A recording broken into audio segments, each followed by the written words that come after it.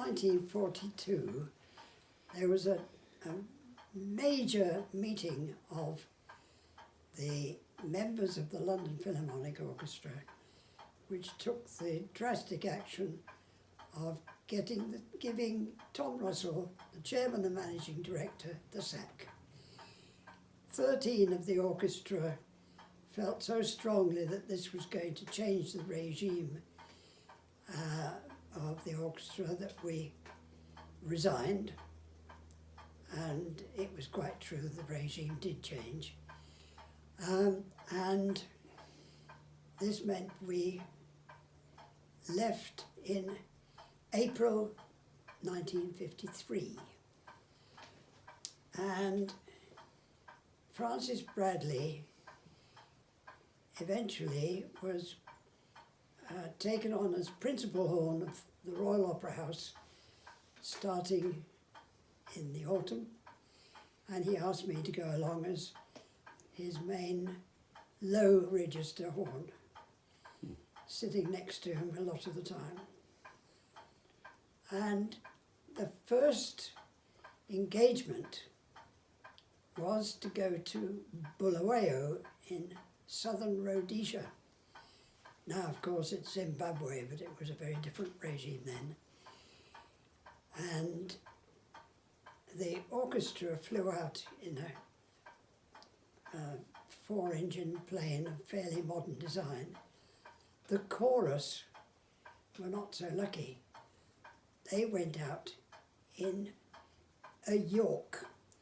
Now, a York was just simply a Lancaster fitted out with seats.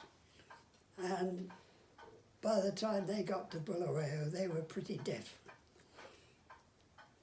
And so we went out to our hutments, quite nice hutments, called Centenary City, inevitably called Cemetery City by the orchestra. Each of us had a native servant, an African servant, and the chief members of the orchestra, along with the solo singers, were put up in a hotel in Bulawayo, whereas Centenary City was a coach ride outside the town city. And we had a few days off before we started, which was just as well. The travel had shaken us up quite a lot. And some enthusiasts said we must have a cricket match.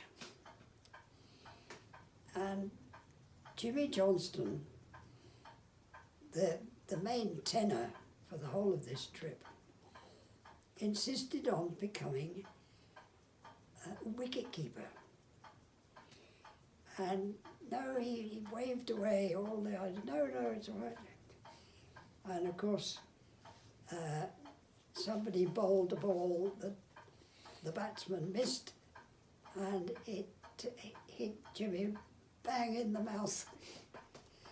So a few days later he was singing Ramades in Verdi's Aida with very swollen lips. But anyway, we got down to it. It has to be said that at that stage the opera productions were nothing as good as we have now, and the chorus was not such a good chorus, and the singers were the standard English singers of the time, or Irish in the case of Jimmy Johnston. We played La Bohème and by Puccini and Aida. I think we must have had a third one as well. I imagine that this was the first time in La Bohème that there had ever been an African policeman arrive on the set. His job was to be backstage, but he didn't realise one day he'd walked right on into the middle of the stage.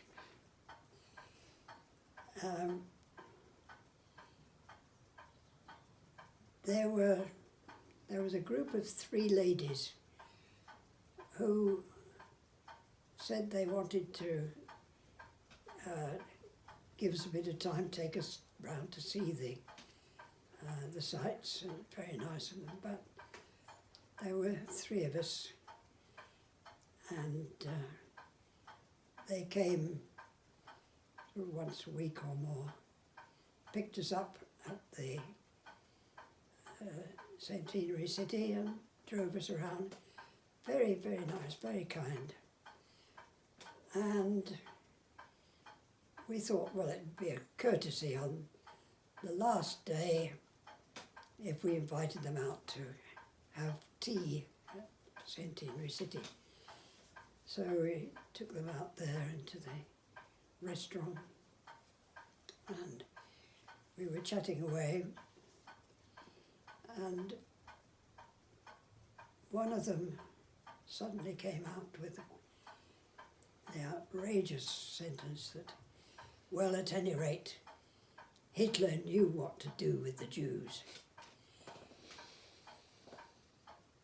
One of our number was Jewish and carried it off very well by saying, well, thank you very much, I must go and get change now.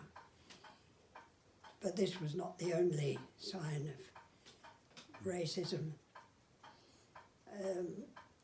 In the hotel, the senior members of the orchestra had noticed, and one incident was that there was I suppose a South African or Southern Rhodesian lady on the first floor, and there was an African sweeping the floor. I said, boy, press the button for the lift for me. And I think you can't go much farther than that without actually beating somebody. Mm.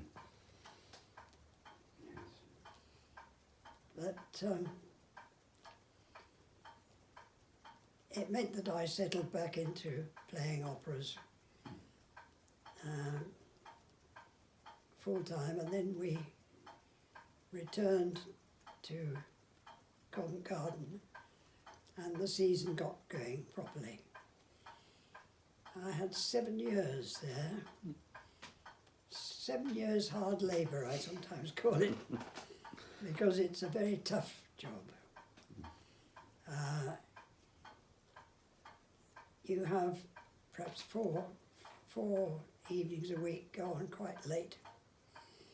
And the ballets were a change from opera, because the orchestra is now the focus musically, and there's some splendid music written for ballets. And during this period, the Sadler's Wells Ballet, which we were playing for, changed their name to the Royal Ballet. And they had that name, Sadler's Wells, because the company had started at Sadler's Wells Theatre.